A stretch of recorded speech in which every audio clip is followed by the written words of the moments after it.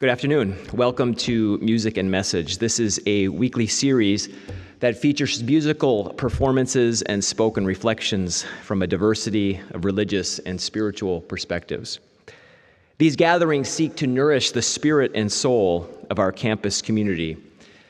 And as we begin, I acknowledge with respect the Onondaga Nation, fire keepers of the Haudenosaunee, the indigenous people on whose ancestral lands Syracuse University now stands.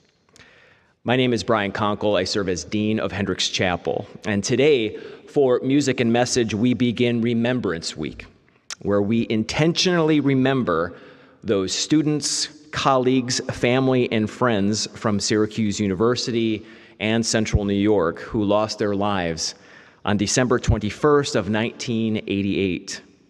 As Flight Pan Am 103 exploded over Lockerbie, Scotland. In the aftermath of that tragic day over 3 decades ago, Syracuse University as an institution and as a community promised that we would not forget our students and we would hold their memories forever in our hearts. And as a way of fulfilling that promise, each year Syracuse University chooses 35 remembrance scholars, those regarded as student leaders with a demonstrated desire to look back and act forward. Syracuse University also supports 2 Lockerbie scholars, students who cross the ocean to study here at Syracuse University for 1 year to reflect the close bond that has formed between Lockerbie and Syracuse. Over the past decades, we at Syracuse University have gathered each October for this Remembrance Week, where we participate in a variety of programs and services, all for the purpose of remembering and honoring the victims of Pan Am 103. And while it is painful to remember tragedy, we choose to remember because it would be tragic to forget. During Remembrance Week, our remembrance scholars lay roses on the wall of remembrance here on campus in order to honor the 35 Syracuse University students who died on Pan Am Flight 103, to honor the 11 residents of Lockerbie who died that day, and also to honor Andrew McClune, a Lockerbie scholar who passed away during his time here at Syracuse from 2002 to 2003. As we begin, a special thank you to all who helped to make this service possible. I think I was told 7 times on the way in that there's a lot of moving parts. So thank you to all for helping those parts to move and making this happen. And as always, those gathered here in person and to those gathered online, gathered around the world, may you all be invited into the fullness of life. Thank you for being here.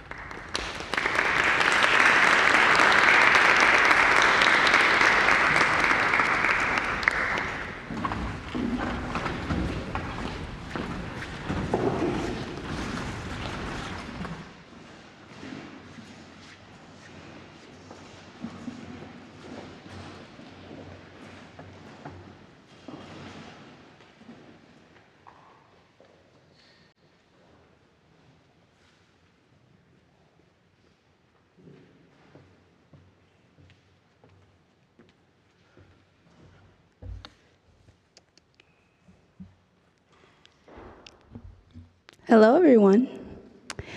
My name is Nathina Murray, and I have the honor of representing Keisha Whedon. Keisha Whedon grew up in the Bronx, New York, with a desire to be constantly active in the community around her.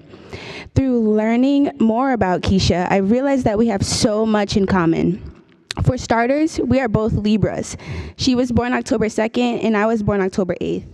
She loved stuffed animals, and so do I. I currently have two that I cuddle with every night, Jody and Mason. We are both Baptist Christians, and the church that she attended is the same name as the church I currently attend, Shiloh Baptist. The faith we have in God plays an adamant role in the woman that people view us to be. In one of the student-run magazines at Syracuse University, they started the section about Keisha with 7 adjectives: loving, helpful, faithful, generous, quiet caring, hardworking, people-oriented.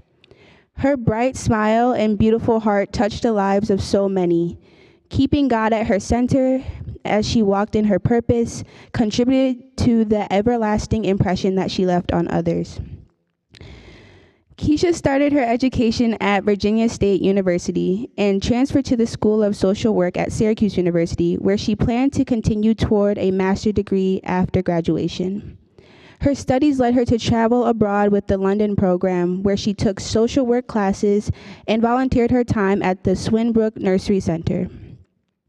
She participated, while abroad, whenever Keisha would call her mother, Barbara Matthews, she would never hang out without saying, "I love you." She participated in her church choir, community service projects, and retreats through her youth group. As I continue my journey here at Syracuse, I'm reminded by Keisha to keep God at the forefront of everything that I do. I'm reminded to acknowledge and appreciate all of our differences because we all have a purpose in this world. She reminds me to spread love, light, joy whenever I step in a room and to move with grace. Thank you, Keisha Whedon, for living a life that serves as a model for us all. May I continue to honor your legacy as I go forward in this world. Thank you.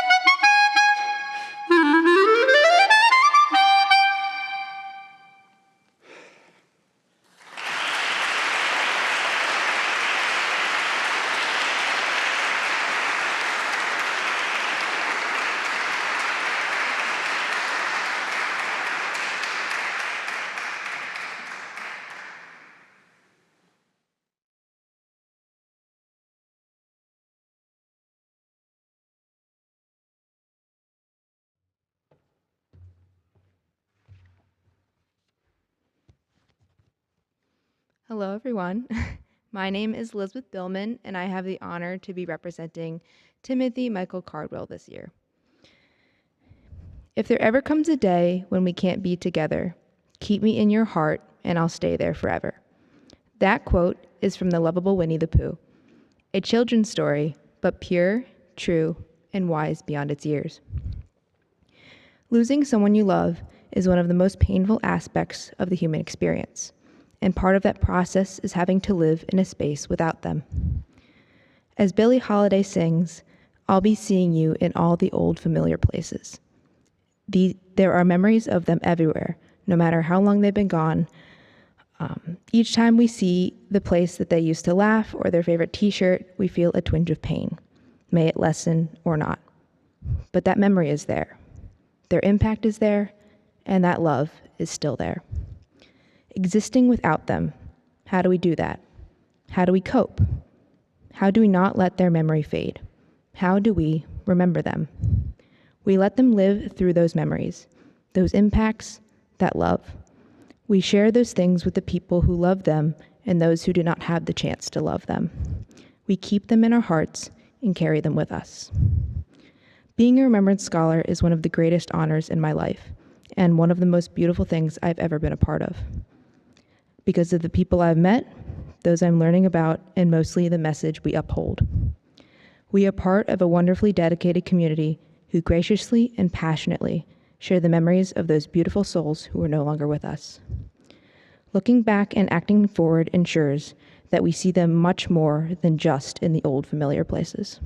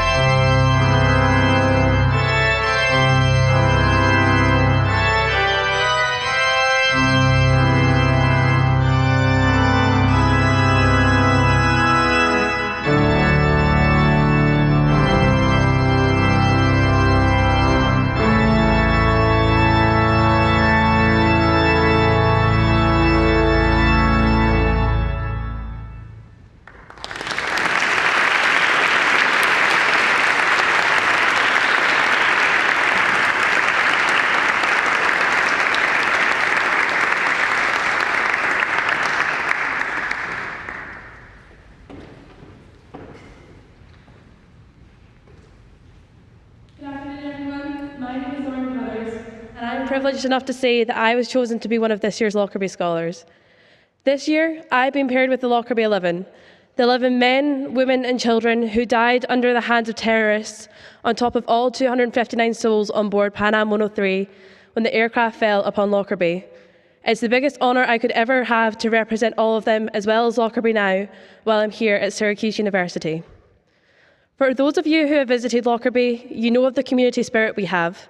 It's a place where everyone knows everyone and you can't walk down the main high street without stopping to talk to somebody that you know. The loss of 11 members of our community right before Christmas is still something that the town mourns to this day.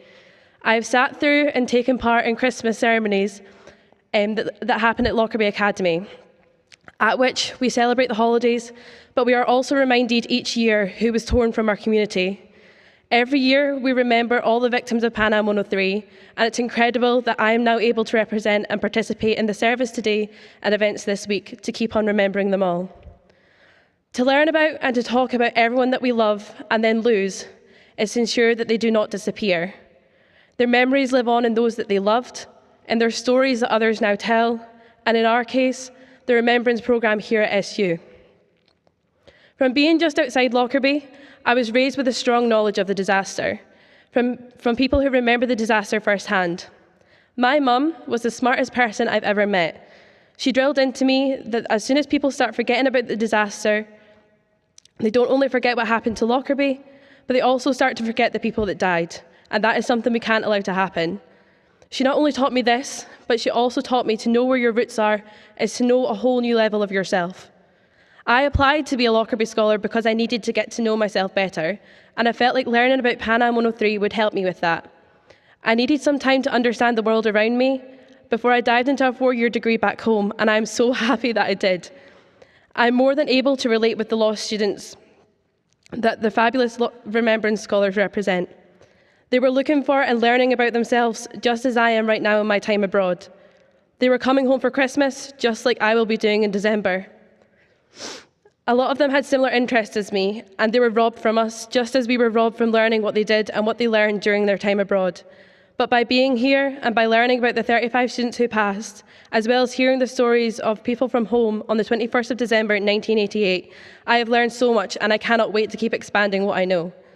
I am very, very proud to say that I am a Lockerbie Scholar and to have come from Scotland to join the Remembrance Scholars and the rest of the Syracuse University community to remember the victims of Pan Am 103 and to bring our two close communities even closer together by looking back and acting forward. Thank you.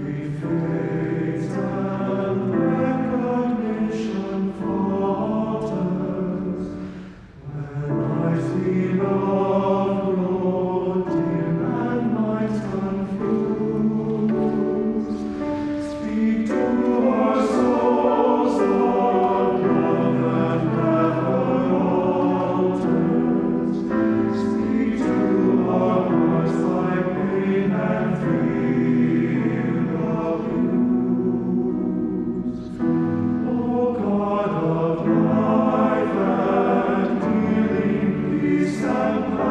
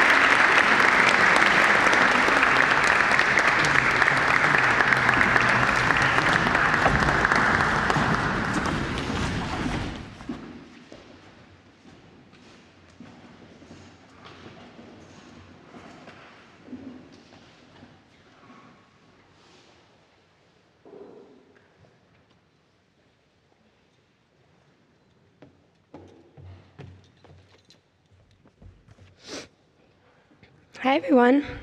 It is a pleasure to be speaking for you all today. My name is Lindy Meligari, and I'm one of the lucky seniors to be selected as part of the 2021-2022 Remembrance Scholar Cohort. This year, I've had the incredible honor of being selected to represent Frederick Sanford Phillips, more commonly known to many as Sandy. Sandy was described as someone who was joyous, alive, and caring. One thing I related most with him was his adventurous, self-sufficient spirit. He was spontaneous and always looking for the next adventure and what opportunities it might bring him. He aspired to change the world. He came to Syracuse University at 27 to study in their business school. His father said that Sandy wanted to become the state governor of Arkansas and give his voice to those who did not have one. Like Sandy, I have the same big dreams. One thing I knew I always wanted to be was a doctor. However, the journey of any pre-med student is certainly long and hard, and I was no exception. Now that I'm a senior, I already felt so exhausted these first few weeks of the semester, and I started to ask myself, was it all worth it? The countless nights in Bird Library, the tears pouring over the organic chemistry homework assignment, or the friend's birthday that I had to miss to get a group project in on time. It was getting to be so much, even though my goals were just at my fingertips. Sandy changed my whole perspective once I got to the archives. Through learning about his life, I was surprised about how much I learned from someone I've never met. Like I said before, he was a dreamer like me, aspiring to have his voice in public policy. However, one thing that we didn't really have in common was that despite his pursuit to his ambitious dreams, Sandy always enjoyed the simple pleasures of life. He loved music, was a talented athlete, and loved things such as camping and skiing. With such a busy schedule, it's hard for me to even imagine making time for the things that I love. One of the most special things I found about Sandy was his ability to write, especially poetry. In his collection of poetries entitled You, located in the archives at Bird, I came across a poem Sandy wrote that really struck a chord with me. It's about young people realizing their potential to continue living with hope and courage. Flowers that bloom know their beauty will be short-lived, and soon they must return to the earth to nourish other living things. Alive with the color and the warmth of the sun, they ask that only we stop for a moment to draw in their fragrance and beauty. Have the strength to be that flower. I fell in love with this piece as soon as I read it, and it really made me stop and reflect about my life in my senior year. It's easy to get caught up in the stresses of the events that lead us to our goals. However, we must continue to have that hope and faith in our hearts that we are on the right path and we are making the right decisions. If we course through our lives, we can miss out on some of its greatest moments. You cannot become so fixated on your dreams that you allow it to completely define who you are and the way that you live. Have some time to enjoy those simple pleasures. In fact, I did so last Monday on the day before my 22nd birthday. In the spirit of Sandy's spontaneous nature, I got the tattoo of this poem on my arm, which I now proudly wear as Sandy's reminder every day to me when I start to feel the colors of my flower fade. Thank you, Sandy, and to the Remembrance Scholars Program for giving me the opportunity to look back and act forward in Sandy's name, as well as the others that fell victim to the tragedy of Pan Am Flight 103. Thank you.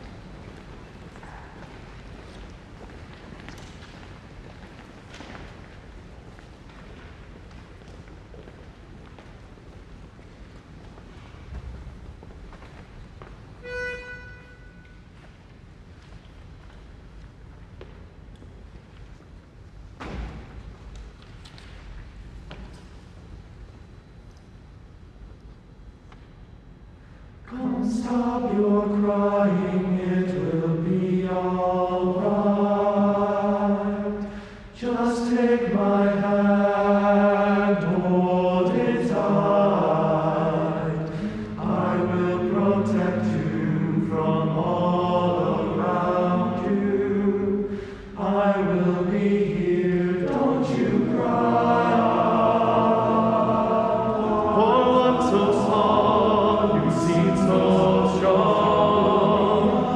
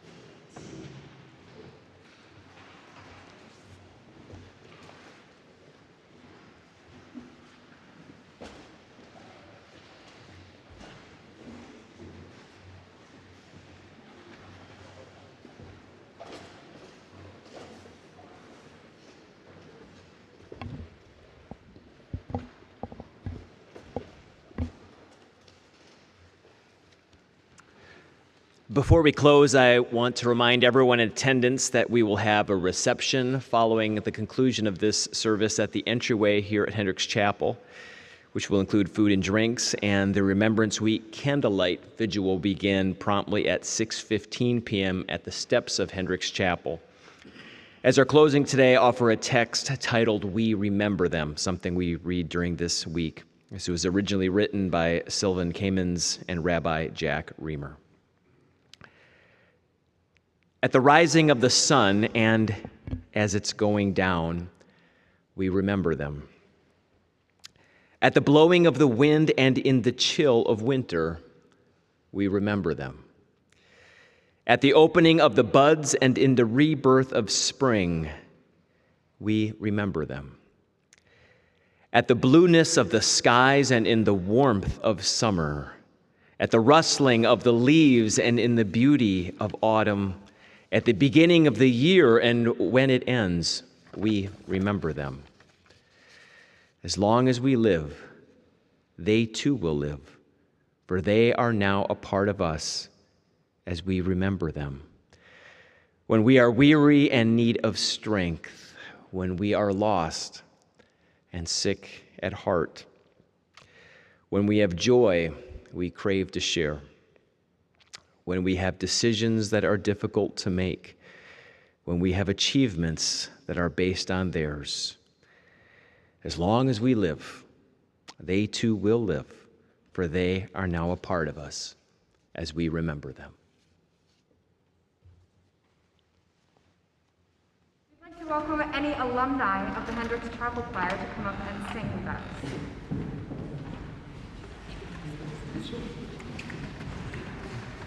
Thank you.